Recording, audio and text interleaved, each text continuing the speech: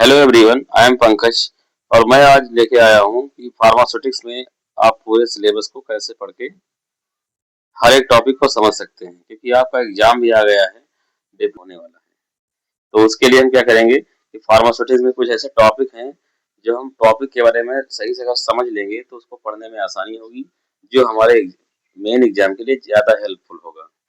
तो पहला टॉपिक हमारा है history of the profession of pharmacy in India in relation to pharmacy education. मतलब ये है कि जो फार्मेसी का जो एजुकेशन है वो हमारी क्या हिस्ट्री रही, कहाँ से स्टार्ट हुआ। तो हमने पढ़ा होगा शुरुआत में कि जो फार्मेसी की हिस्ट्री है बहुत ही प्राचीन है। और अगर हम देखा जाए कि इसमें जो एजुकेशन की अगर हम बात करें तो सबसे पहला फार्मेसी कोर्स स्टार्ट हुआ था वो बीची में स्टार्ट हुआ था, 1937 में हुआ था, जिसे लाने वाले मिस्टर मदेवलाल सदफ जी थे, जिन्हें फार्मेसी का जनक भी कहा जाता है। तो इसी प्रकार से हम लोग क्या करते हैं कि सबके बारे में थोड़ा थोड़ा इंट्रोडक्शन कर लेते हैं।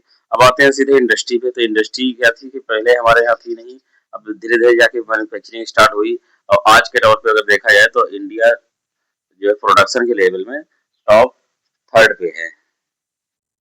फार्मेसी प्रैक्टिस के बारे में पढ़ देते हैं। वेरियस प्रोफेशनल एसोसिएशन होते हैं, वो एसोसिएशन जो फार्मेसी की ग्रोथ और उसके डेवलपमेंट को करते हैं। फिर क्या है फार्मेसी एज ए कैरियर की फार्मेसी करने के बाद आप क्या कर सकते हैं। फिर क्या है यहाँ पे फार्माकोपिया, जो कि बहुत ही इंपॉर्टेंट टॉपिक है। यहाँ पे हम ये पढ़ लेते हैं कि फार्माकोपिया क्या है। कि फार्माकोपिया एक ऐसी स्टैंडर्ड बुक है जिस स्टैंडर्ड बुक के जरिए हम दवाओं की फॉर्मुलेशन और प्रिपरेशन करते हैं। यहाँ पे जो IP फॉर होता है Indian pharmacopoeia, BP for British pharmacopoeia, USP for United state pharmacopoeia, NF for national formulary and extra pharmacopoeia, ये जो फार्माकोपिया है इन्हीं के तहत क्या होता है ड्रग की फॉर्मुलेशन और प्रिपरेशन की जाती है। फिर आते हैं सेकंड टॉपिक पे, पैकेजिंग मटेरियल। ऐसे मटेरियल जिनका क्या करते हैं पैकेजिंग में काम किया जाता है। जैसे कि यहाँ पे हम उनके टाइप पढ़ लेते हैं। सिलेक्टेड क्राइटेरिया क्या होते हैं इनके, एडवांटेज और डिसएडवांटेज क्या है। जैसे कि हमारे यहाँ पे ग्लास है, प्लास्टिक है, मेटल है, रबर है, ये सब हमारे क्या है एक पैकेजिंग मटेरियल है जो ड्रग की पैकेजिंग में यूज किए जाते हैं। जैसे कि आपने क्या किया कि आप ड्रग को बनाए, ठीक है, और ड्रग को बनाने के बाद क्या करेंगे, वो एक बल्क फॉर्म में बनेगी, उसको क्या करेंगे आप कहीं ना कहीं उसको पैक करेंगे ना। तो जो मोस्ट हम लोग ज्यादातर यूज करते हैं वो करते हैं प्लास्टिक कंटेनर और ग्लास कंटेनर यूज करते हैं। और हम लोग यहाँ पे जो रबर यहाँ पे वो मेटल दिया गया। तो आपने एक चीज देखी होगी कि कोई अगर हम सीसी या कोई सिरप अगर देखते हैं तो वहां पे प्लास्टिक का उसकी बोतल बनी रहती है, उसके ऊपर एक ढक्कन लगा रहता है, कहीं कहीं प्लास्टिक का ही ढक्कन मिल जाता है और कभी कभी आपने देखा होगा एक मेटल का ढक्कन लगा रहता है। ठीक है, तो वो मेटल हो गया। और कुछ ऐसे इंजेक्शन होते हैं जो कांच की सीसी में होते हैं और उनके बीच में क्या होती है एक मेटल लगी रहती है और उसके ऊपर रबर लगी रहती है। तो इसी प्रकार से हम ये कह सकते हैं कि प्लास्टिक का और ग्लास का, रबर का, मेटल का, इन सब का यूज हम लोग कहाँ करते हैं फार्मास्यूटिकल की पैकेजिंग में। मतलब जब आप कोई दवाई बनाते हैं या कोई ड्रग की फॉर्मुलेशन करते हैं तो उसको क्या करते हैं कि उसको पैकिंग करते हैं। तो पैकिंग। अब आइए थर्ड टॉपिक पे, फार्मास्यूटिकल एड्स। फार्मास्यूटिकल एड्स में यहाँ पे इनको हम ऑर्गेनोलेप्टिक एजेंट के नाम से भी जानते हैं। जैसे आपका कलरिंग हो गया, फ्लेवरिंग एजेंट हो गया और स्वीटनिंग एजेंट हो गया। ठीक है, ये ये एक ऐसे एजेंट होते हैं जो हम फार्मास्यूटिकल की फॉर्मुलेशन में मिलाते हैं। जैसे जैसे कलरिंग एजेंट।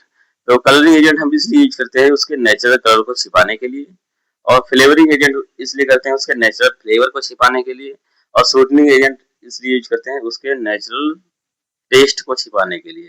जैसे कुछ प्रिपरेशन ऐसी होती है जो स्वाद में ठीक ठाक नहीं होती, तो उनको हम स्वीटनिंग एजेंट इसलिए मिला देते हैं ताकि उसको इजीली लिया जा सके। और एक चीज ये भी बता दे रहे हैं आपको कि यहाँ पे जो ऑर्गेनोलेप्टिक एजेंट हैं, कभी कभी इस नाम से भी क्वेश्चन आ जाता है, तो आप बिल्कुल कंफ्यूज मत होइएगा। ये वही चीज पूछी गई जो फार्मास्यूटिकल एड की बात है। अगर कोई डेफिनेशन में आपसे कहते कि फार्मास्यूटिकल एड कहते किसे हैं, तो आप सीधी भाषा में ये बता दीजिएगा जिनको फार्मास्यूटिकल फॉर्मुलेशन में मिलाने से उनके थेराप्यूटिक इफेक्ट में कोई परिवर्तन नहीं होता है, मतलब कोई चेंजेस नहीं आता है। ठीक है, अब यहाँ पे नीचे दिया गया है प्रिजर्वेटिव। प्रिजर्वेटिव वो होते हैं जो सुरक्षा करते हैं, जो जिसे हमने प्रोडक्ट बनाया उसमें कलरिंग एजेंट भी मिला दिया, उसमें जो है पैकेजिंग पैकेजिंग करके कहीं रख दिया तो वो खराब ना हो। तो खराब होने से जो बचाते हैं जो प्रिवेंट करते हैं, जो प्रोटेक्ट करते हैं, उन्हीं को हम बोलते हैं प्रिजर्वेटिव। यहाँ पे आपको डेफिनेशन पढ़नी है, उसके टाइप पढ़ने हैं, उसके एग्जाम्पल पढ़ने हैं और कैसे यूज किया था ये पढ़ना है आपको। फिर हम आते हैं चौथे टॉपिक पे। चौथे टॉपिक में ये आ गया यूनिट ऑपरेशन। यूनिट ऑपरेशन में आपको उसकी डेफिनेशन पढ़नी है, उसके ऑब्जेक्टिव पढ़ने हैं, उसके एप्लीकेशन पढ़ने हैं और प्रिंसिपल्स पढ़ने, कंस्ट्रक्शन और वर्किंग। जैसे कि यहाँ पे कंस्ट्रक्शन और वर्किंग और प्रिंसिपल एडवांटेज किसके पढ़ने हैं आपको, साइज रिडक्शन के, और दूसरा टॉपिक है आपका साइज सेपरेशन के। तो पहले हम ये समझ लेते हैं कि यूनिट ऑपरेशन क्या है।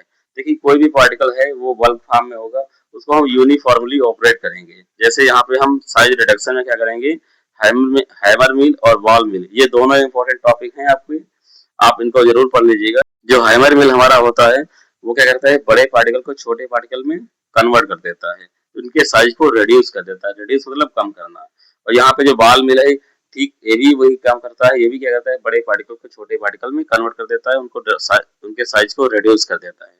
ठीक है, अब हम यहाँ पे आते हैं साइज सेपरेशन पे। साइज सेपरेशन में क्या किया जाता है, जो हमारे बड़े पार्टिकल को छोटे पार्टिकल में कन्वर्ट किया गया था हैमर मिल और बॉल मिल की सहायता से, तो यहाँ पे उनको सेपरेट किया जाएगा। जैसे जो छोटे पार्टिकल होंगे उनको हम सब अलग कर लेंगे, जो बड़े पार्टिकल होंगे उनको अलग कर लेंगे, उनको दोबारा से क्या करेंगे, उनके साइज को रिड्यूस करेंगे। ठीक है, तो साइज सेपरेशन में हमको क्या पढ़ना है, classification of powder according to IP. ठीक है, इंडियन फार्माकोपिया के अकॉर्डिंग जो कौन से पाउडर होते हैं जिनको क्लासिफाई किया गया है। और यहाँ पे जो मशीन होती है जिनके बारे में पढ़ते हैं, जो साइज को सेपरेट करती हैं, वो होती हैं साइक्लोन सेपरेटर, सीप्स हैं, स्टैंडर्ड ऑफ सीप्स हैं। ठीक है, अब आते हैं मिक्सिंग पे। मिक्सिंग का मतलब होता है मिक्स करना। जैसे यहाँ पे कुछ हमारे इक्विपमेंट होते हैं, जैसे आपका हो गया double cone blender, turbine mixture, triple roller mill and silverson mixture homogeniser. ठीक है, ये ऐसी इक्विपमेंट है जो क्या करते हैं कि जैसे हमने अभी क्या किया था साइज सेपरेशन में, साइज रिडक्शन में, उनके साइज को रिड्यूस कर लिया, साइज को सेपरेट कर लिया। अब वो पाउडर फॉर्म में है कि या लिक्विड फॉर्म में है, उनको क्या करना है, आपस में मिक्स करना है। तो मिक्स करने के लिए हमें इन इक्विपमेंट की जरूरत पड़ती है। ठीक है, अब आ जाइए फिल्ट्रेशन पे। फिल्ट्रेशन का मतलब ये होता है कि जैसे जो आपने अभी मिक्स किया था उसमें अगर कुछ ऐसे अनवांटेड पार्टिकल्स आ गए हैं या फॉरेन पार्टिकल्स आ गए हैं जिनको आप यूज नहीं कर सकते, या जो आपके लिए बिल्कुल बेकार हैं, जो हार्मफुल इफेक्ट शो कर सकते हैं आगे चल के, तो उनको हम क्या करते हैं, उनको फिल्टर आउट कर लेते हैं। ठीक है, जो हमारे लिए अनवांटेड पार्टिकल्स होते हैं जिनका यूज नहीं है, ठीक है, तो उनको हम क्या करते हैं, फिल्टर आउट कर लेते हैं। तो यहाँ पे आपको फिल्ट्रेशन में थ्योरी ऑफ फिल्ट्रेशन पढ़ना पड़ता है, मेम्ब्रेन फिल्टर पढ़ना पड़ता है, सिंटर्ड ग्लास फिल्टर। ये इक्विपमेंट है जिनकी सहायता से हम क्या करते हैं, फिल्ट्रेशन करते हैं, फिल्टर करते हैं। ठीक है, अब आइए ड्राइंग पे। ड्राइंग का मतलब यहाँ पे ये है कि सुखाना। हम उन प्रोडक्ट को सुखाएंगे जिनका फिल्टर कर चुके हैं। ठीक है, जैसे हम फिल्टर करते हैं तो फिल्टर करने के बाद नीचे हमारा फिल्ट्रेट होता है, और जो ऊपर हमारे फिल्टर पेपर के ऊपर रह जाता है उसको फिल्टर केक बोलते हैं। अब जो हमारे यूज का यहाँ पे होगा उसको हम क्या करेंगे, ड्राई कर लेंगे अगर वो वहाँ पे जरूरी है तो। ठीक है, तो ड्राई करने के लिए क्या करना पड़ता है, यहाँ पे उनकी प्रोडाइज बेड ड्रायर की वर्किंग पढ़नी पड़ती है। और उसके प्रोसेस क्या होते हैं, process of freeze dryer.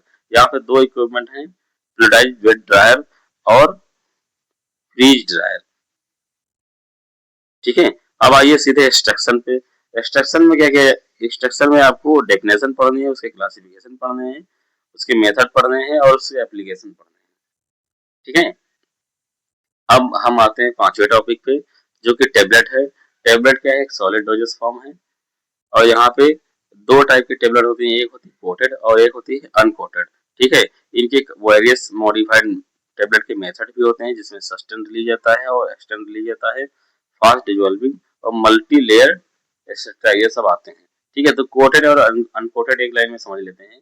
Jin drug के ऊपर एक कोटिंग की जाती है उनको हम बोलते हैं कोटेड, और जिन ड्रग के ऊपर ना कोटिंग नहीं होती, जो सिंपल दिखने में लगती है, वो होती है हमारी अनकोटेड। ठीक है, बाकी इन सब अभी तो ये सिलेबस का एक इंट्रोडक्शन चल रहा है, आपको हर एक टॉपिक के में डिटेल में जानकारी मिल जाएगी, नोट्स भी प्रोवाइड कर दिया जाएगा। ठीक है, अब यहाँ पे हम आ जाते हैं कैप्सूल पे। कैप्सूल भी हमारा क्या है, सॉलिड डोजेस फॉर्म है। डोजेस फॉर्म क्या होते हैं, ड्रग की एक ऐसी फॉर्म जिसको हम देख सकते हैं, जिसको हम ले सकते हैं। ठीक है, जो दिखने में हमको सॉलिड लगे वो सॉलिड डोजेस फॉर्म होती है, जो दिखने में हमको जो है सेमी सॉलिड लगे वो सेमी सॉलिड डोजेस फॉर्म होती है, जो दिखने में छूने से हमको लिक्विड फॉर्म में दिखती है वो लिक्विड डोजेस फॉर्म होती है। ठीक है, तो यहाँ पे जो डोजेस फॉर्म की बात चल रही थी वो यही है। बाकी क्या है, हम यहाँ पे सिर्फ सिलेबस के बारे में समझा रहे हैं, अभी कोई डिटेल में नहीं समझाए हैं इसको, ठीक है। तो कैप्सूल में आपको दो टॉपिक पढ़ने हैं यहाँ पे, हार्ड जिलेटिन कैप्सूल और soft gelatin capsule. Hard gelatin capsule वो होते हैं जो छूने से ही आपको पता चल जाता है कि ये हार्ड है, वो हो गए हार्ड जिलेटिन कैप्सूल। इस ये दो पार्ट में होते हैं, इसमें बॉडी होती है और कैप होता है। जो सॉफ्ट जिलेटिन कैप्सूल होते हैं ये किसी भी साइज और शेप में हो सकते हैं, ये दिखने में छूने से आपको जो है सॉफ्ट बिल्कुल दिखेंगे। इसमें कोई बॉडी और कैप की जरूरत नहीं होती है, बिल्कुल जो है किसी भी राउंड शेप में हो सकते हैं और जो है कोनिकल शेप में हो सकते हैं, ठीक है। अब आ गया लिक्विड ओरल प्रिपरेशन पे। लिक्विड ओरल प्रिपरेशन क्या है, यहाँ पे लिक्विड डोजेस फॉर्म है जिसमें आपको सॉल्यूशन पढ़ना है, सिरप पढ़ना है, इलेक्जर पढ़ना है, इवल्सन पढ़ना है, सस्पेंशन पढ़ना है, ड्राई पाउडर ऑफ डिकॉन्स्टिट्यूशन पढ़ना है, ठीक है। अब आइए टॉपिकल प्रिपरेशन पे। टॉपिकल प्रिपरेशन क्या है, सेमी सॉलिड डोजेस फॉर्म है, ठीक है। अब इसमें टॉपिकल प्रिपरेशन में आपको ऑइंटमेंट पढ़ना है, क्रीम पढ़ना है, पेस्ट पढ़ना है, जेल पढ़ना है, लिलीमेंट्स क्या होते हैं उनके बारे में पढ़ना है आपको, और लोशन पढ़ना है, सपोजिटरी क्या होती है एंड पेस्ट्रीज क्या होती है, ठीक है। अब आइए नेजल प्रिपरेशन पे। ये क्या है आपका, इंजेक्टेबल प्रिपरेशन में आते हैं सब सारे, या हम ये कहें कि पैरेंटल प्रिपरेशन में आते हैं। तो नेजल प्रिपरेशन क्या होती है, जैसे नेजल प्रिपरेशन में आपको नेजल ड्रॉप के बारे में पढ़ना है, और ईयर प्रिपरेशन में आपके ईयर ड्रॉप के बारे में पढ़ना है आपको। पाउडर और ग्रेनुल्स क्या होते हैं इनके बारे में पढ़ना है आपको। इनसप्लिसेशन क्या होते हैं, डस्टिंग पाउडर क्या होते हैं, और इफरवेसेंट पाउडर्स क्या होते हैं, और इफरवेसेंट ग्रेनुल्स क्या होते हैं, इन सभी के बारे में आपको पढ़ना पड़ेगा, ठीक है। अब आइए सीधे नेक्स्ट टॉपिक पे आपका है स्टेराइल फॉर्मुलेशन। स्टेराइल फॉर्मुलेशन में आपको इंजेक्टेबल क्या होते हैं, आई ड्रॉप क्या होती हैं, ईयर ड्रॉप क्या होती हैं, ईयर ऑइंटमेंट क्या होते हैं, इन सभी के बारे में आपको डिटेल में पढ़ना पड़ेगा। अब आइए हमारे नेक्स्ट टॉपिक पे, इम्यूनोलॉजिकल प्रोडक्ट पे। इम्यूनोलॉजिकल प्रोडक्ट को हम बायोलॉजिकल प्रोडक्ट भी कह सकते हैं यहाँ पे, जो हमारे सीरा होते हैं, जो वैक्सीन होती हैं, टॉक्सॉइड्स होते हैं एंड दियर मैन्युफैक्चरिंग मेथड। और यहाँ पे क्या करना है आपको, सीरा क्या है, वैक्सीन क्या है, टॉक्सॉइड क्या है, इन सब के बनाने के मेथड भी पढ़ना पड़ेगा कि कैसे इनको बनाया जाता है, कैसे यूज किया जाता है, ठीक है। अब आइए नेक्स्ट टॉपिक हमारे 6 टॉपिक है यहाँ पे, basic structure layout section and activities of pharmaceutical manufacturing plant. जैसे कोई हमारा फार्मास्यूटिकल मैन्युफैक्चरिंग प्लांट तैयार हो रहा है, या आपको अगर तैयार करना है तो उसका बेसिक स्ट्रक्चर क्या होगा, उसका लेआउट क्या होगा, उसके सेक्शन कितने होंगे, और उसकी क्या क्या एक्टिविटीज होती हैं। तो पहले हम इनके बारे में समझ लेते हैं कि इनका कैसे जो है स्ट्रक्चर लेआउट तैयार किया जाएगा। और उसके बाद नेक्स्ट टॉपिक यहाँ पे उसी में दिया गया है, quality control and quality assurance, ठीक है। क्वालिटी कंट्रोल मतलब होता है किसी क्वालिटी को कैसे कंट्रोल किया जाए या कैसे उसमें और इम्प्रूव किया जाए, ठीक है। तो इसमें क्या कर रहा है, आपको डेफिनेशन पढ़नी है इनकी, इनके कॉन्सेप्ट ऑफ क्वालिटी कंट्रोल के एंड क्वालिटी एश्योरेंस के डेफिनेशन पढ़नी है, इनके कॉन्सेप्ट पढ़ने हैं, and current good manufacturing practice जिसको CGMP कहते हैं, बहुत ही इंपॉर्टेंट टॉपिक है। इसको अगर आप पढ़ लेंगे तो हो सकता है एग्जाम में इस बार आ भी जाए। Introduction to the concept of calibration and validation, इनको भी आप पढ़ लीजिएगा, ये भी इंपॉर्टेंट टॉपिक है। अब नेक्स्ट टॉपिक है आपका नोवेल ड्रग डिलीवरी सिस्टम। ये बहुत ही इंपॉर्टेंट टॉपिक है, ये हर साल पूछा जाता है इसमें कुछ ना कुछ, तो इस बार भी कुछ ना कुछ इसमें से पूछा जाएगा। आप ये पूरा टॉपिक पढ़ के जाइएगा, ठीक है। तो पहले हम ये समझ लेते हैं कि नोवेल का मतलब होता है न्यू, और ड्रग डिलीवरी सिस्टम का मतलब होता है न्यू, कोई एक नया मेथड या एक नया तरीका ड्रग डिलीवरी सिस्टम का, ठीक है, ड्रग को डिलीवर करने का। जैसे ड्रग डिलीवरी सिस्टम है आपका यहाँ पे, तो ये ड्रग डिलीवरी का मतलब होता है कि जब कोई ड्रग हम अपनी बॉडी के अंदर इंसर्ट कर देते हैं या बॉडी के अंदर पहुंचा देते हैं, तो उसी को हम बोलते हैं ड्रग डिलीवरी। और और जो नोबल का मतलब होता है नया ड्रग डिलीवरी सिस्टम, मतलब नए तरीके से हम अपनी बॉडी के अंदर या किसी बॉडी के अंदर ड्रग को पहुंचाएं, ठीक है। तो यहाँ पे इनके इंट्रोडक्शन पढ़ने हैं, क्लासिफिकेशन पढ़ने हैं, और उनके एग्जाम्पल पढ़ने हैं कि कौन कौन से ऐसे सिस्टम है जिनके थ्रू हम क्या करते हैं, ड्रग को पहुंचाते हैं, और उनके एडवांटेज और चैलेंजेस, ठीक है। तो ये आपका टॉपिक कंप्लीट हो गया, पूरा सिलेबस हमने आपको समझा दिया है।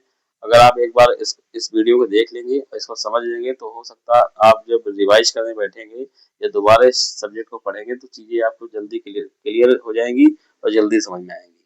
तो तो बने रहें मेरे साथ इसी तरह से। अगर जानकारी अच्छी लगी तो आप वीडियो को लाइक करें, सब्सक्राइब करें एंड शेयर करें।